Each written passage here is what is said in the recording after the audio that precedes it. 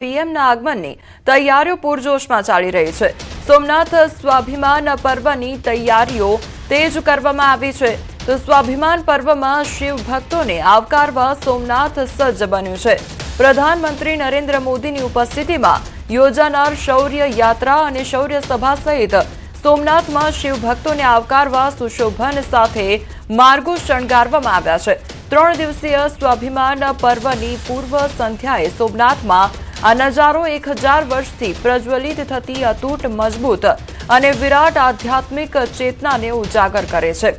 મહત્વનું છે કે 8 થી 10 જાન્યુઆરી સુધી સ્વાભિમાન પર્વની શ્રદ્ધાભેર ઉજવણીનો પ્રારંભ થયો છે। તો સોમનાથ સ્વાભિમાન પર્વ અતૂટ આસ્થાના 1000 વર્ષ નિમિત્તે સોમનાથમાં ઉજવણી કરવામાં આવી રહી છે। પ્રધાનમંત્રી મોદી 10 અને 11 જાન્યુઆરીના રોજ સોમનાથમાં સોમનાથ સ્વાભિમાન પર્વ નિમિત્તે ઉપસ્થિત રહેશે। તો સોમનાથ સ્વાભિમાન પર્વની પૂર્વ સંધ્યાએ રાજ્ય સરકારના માર્ગદર્શન હેઠળ સમગ્ર સોમનાથ વિસ્તારમાં તમામ તૈયારીઓ પૂર્ણ કરવામાં આવી છે। સંવાદદાતા દિનેશ અમારી સાથે જોડાઈ ગયા છે। દિનેશ, અત્યારે સોમનાથ ખાતે કયા પ્રકારની તૈયારીઓ હાથ ધરવામાં આવી રહી છે? કેવા પ્રકારનો માહોલ જોવા મળી રહ્યો છે?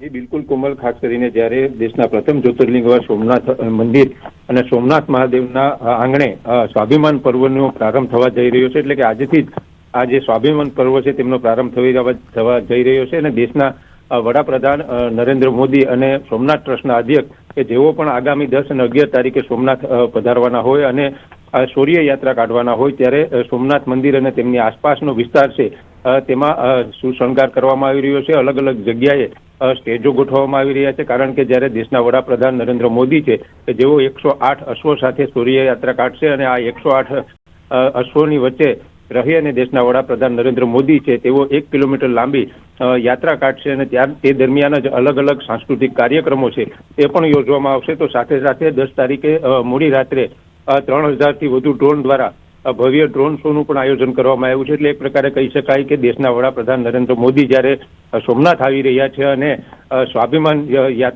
સ્વાભિમાન શૌર્ય યાત્રા છે તેમનું જ્યારે આયોજન થઈ રહ્યું છે ત્યારે સોમનાથ અને પ્રભાસ ક્ષેત્રમાં ખુશીનો માહોલ છે અને ઉત્સાહ છે તે જોવા મળી રહ્યો છે। કોમલ જી દિનેશ, સમગ્ર માહિતી બદલ આપનો આભાર।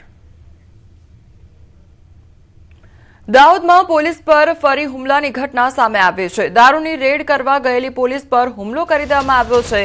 બુટલેગરના ઘરે રેડ કરતા બુટલેગરે ઉશ્કેરાઈને પોલીસ પર હુમલો કરી દીધો। તો દાહોદની રૂરલ પોલીસ રડિયાતી ગામે દારૂની રેડમાં ગઈ હતી અને બુટલેગરે કુહાડી વડે પોલીસ કર્મચારી પર હુમલો કરી દીધો। તો પોલીસ કર્મચારીને માથાના ભાગે બુટલેગરે કુહાડી મારી। દાહોદમાં ઝાયડસ હોસ્પિટલમાં ઈજાગ્રસ્ત પોલીસ કર્મી સારવાર હેઠળ છે। ઈજાગ્રસ્ત પોલીસ કર્મીને માથાના ભાગે ટાંકા પણ આવ્યા છે। તો પોલીસ પર હુમલો કરી હુમલાખોર બુટલેગર ત્યાંથી ફરાર થઈ ગયો છે। સંવાદદાતા દિનેશ અમારી સાથે જોડાઈ ગયા છે। દિનેશ, પોલીસ કર્મચારી પર હુમલાની ઘટના સામે આવી છે, હાલ કયા પ્રકારની પરિસ્થિતિ છે?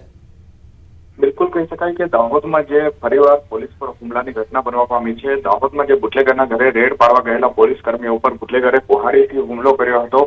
અગાઉ પણ જે ખંગેલામાં એક ટ્રકનો પીછો કરતા સમયે પીઆઈ પર હુમલો કરવામાં આવ્યો હતો, ત્યારે આ બીજી વાર જે ઘટના બની હોય તેવું લાગી રહ્યું છે। દાહોદના રળિયાતી વિસ્તારમાં જે પોલીસની રેડ દરમિયાન જે બુટલેગર ઉશ્કેરાયો હતો અને તેને હુમલો કર્યો હતો ત્યારે પોલીસ કર્મીના માથાના ભાગે ઈજા પહોંચી હતી અને બુટલેગરને પકડવા ગયેલી પોલીસની આ કવાયતમાં જે પોલીસ જે છે જે ઈજાગ્રસ્ત થયો છે અને હાલ ઈજાગ્રસ્ત પોલીસને દાહોદની ઝાયડસ હોસ્પિટલમાં સારવાર હેઠળ ખસેડવામાં આવ્યો છે। જી સૌરભ, સમગ્ર માહિતી બદલ આપનો આભાર।